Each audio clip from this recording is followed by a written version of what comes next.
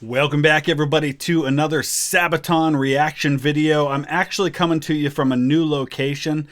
We have moved my computer and my whole setup from our basement to our loft above our garage because it's much quieter. The basement, we dealt with all kinds of noise issues and lighting issues. So bear with me, as it may take a few recordings before I get the sound rebalanced and the light rebalanced with the green screen and all of that. So just ask for your patience with all of that. And if you want to have a say in what the next Sabaton reaction video will be, we posted a poll up on Patreon for all of the current patrons to vote, and you can join by being a part of that. You'll have a chance to have a say, and whatever that vote is, that'll be the next song that I do. You can also make your suggestions down in the comment section below. Hit that like button if you would. This is actually a video put together by, I think it's called Night SGC Archive. I've used several of their videos before. Seems like anytime there's a movie that goes along with a Sabaton song, they've taken clips from the movie. So in this case, we're watching Sparta today. And so we're going to be watching excerpts from the film 300, starring Gerard Butler, who's one of my favorite actors, and I love this movie. And it's interesting, you know, what I often do is whenever a movie like this comes out, I tend to go and spend a lot of time researching the historic incident that the movie is based on, in this case, the Battle of Thermopylae. And I was actually really surprised by how much the movie, and of course the graphic novel that it's based on, actually got right about the history of everything that happened. Just for one example, and this actually didn't happen with King Xerxes, who's the one who was at the Battle of Thermopylae, but his father, King Darius, had actually sent emissaries to the various city-states in Greece, and when his ambassadors got to Sparta, they did in fact throw them down a well when they asked for earth and water as a sign of submission. In Athens, I think they actually put them on trial and then threw them down a well. So, I mean, that's just one of many things that they actually get right about this. And so, I haven't really listened to the music video yet. I haven't watched the video. I haven't listened to the song. Just enough to make sure that that's what it was about the Battle of Thermopylae, which it is. So I'm excited to dive into this one.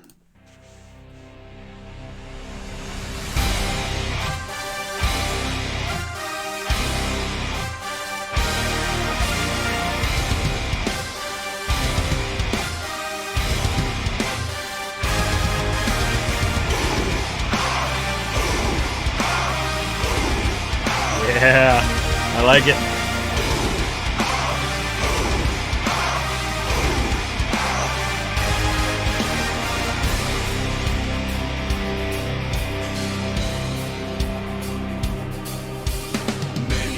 Many years ago, when Persia came ashore, heeding Leonidas' call, the Spartans went to war. Now, I gotta say right off the bat, I don't know whose voice that is singing along with the lead singer, but he sounds an awful lot like Gerard Butler there.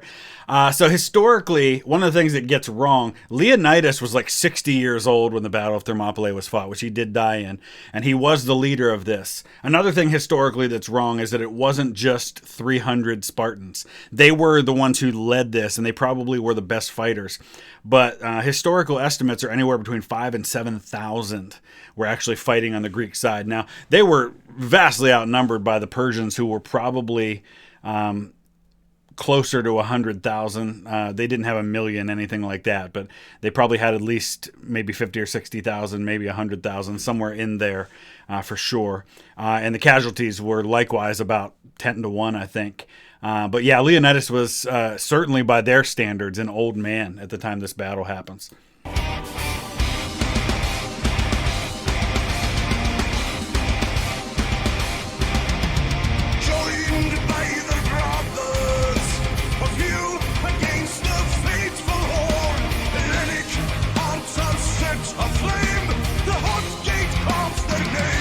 So he says joined by their brothers, and I'm assuming that's a reference to the other Greeks who fought with them.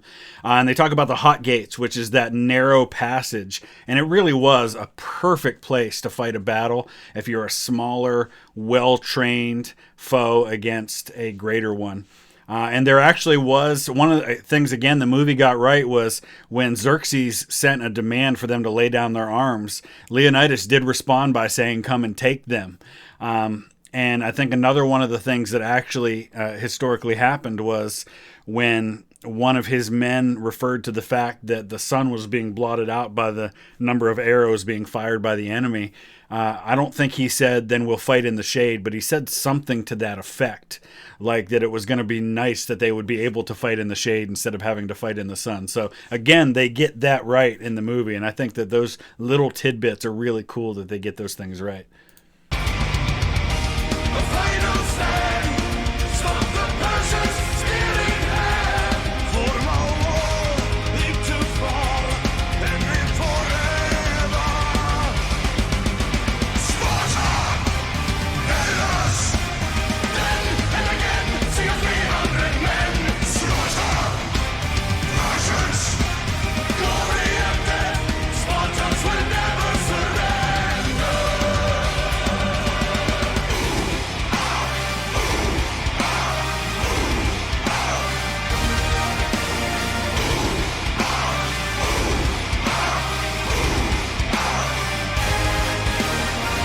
One of the things I really got to say is I love how well they have fit the music and the feel of the song to the setting. I mean, it just feels like a Sparta song. You know what I mean? It just, just the little things like the ooh ah and just the, I don't know. It really puts me in the mood to go and watch the movie again, and to once again go back and study more about the Battle of Thermopylae. I know that if you visit the site of the battlefield today, the terrain is very different now. I think that it's actually wider than it was at the time. I think that erosion has happened, and so it's not quite as narrow as it used to be. So I'd like to visit there, but I know it won't look quite the same.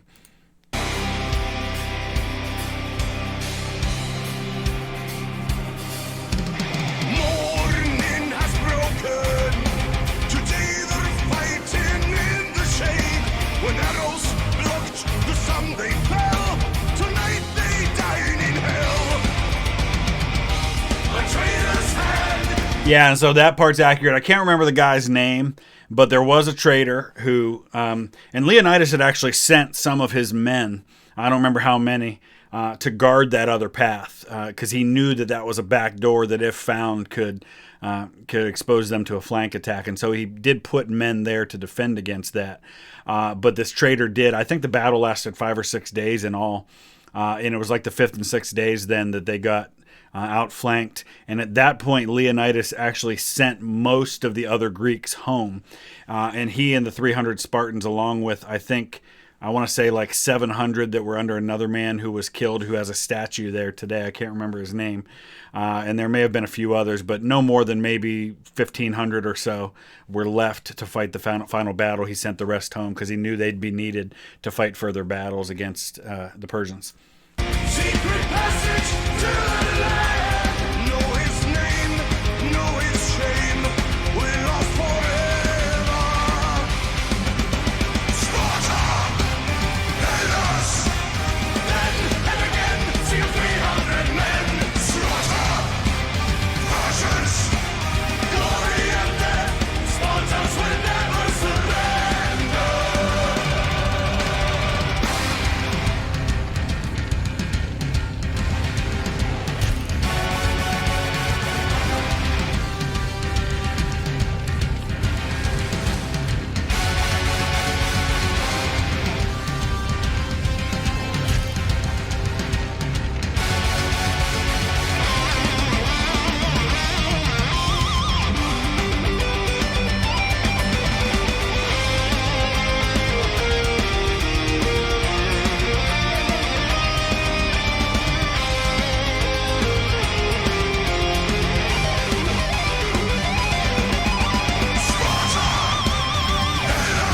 So, and they keep saying Hellas, which is, I guess, a reference to other members of the Hellenic groups, which, is a reference to Greeks. And another thing I'll mention that I remember from reading about all this, I know that King Xerxes, who wasn't quite like they portray him in the movie, but if you are somebody who grew up in the church, you may know that name. And he is, whether you believe in it or not, the biblical book of Esther.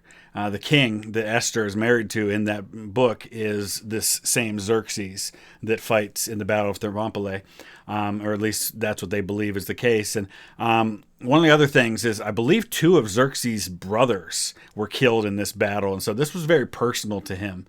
And he did end up going on to conquer most of Greece after winning this battle. So I'm not sure how much of obviously it's one of those last stand type of things. 300 Spartans against tens of thousands of Persians. And so we think of it that way, but I'm not really sure how much the Spartans really did to change the outcome of things. They might have slowed them down enough for things to happen, but in the end, it's probably not quite, didn't quite achieve what they hoped it would, other than maybe a psychological victory.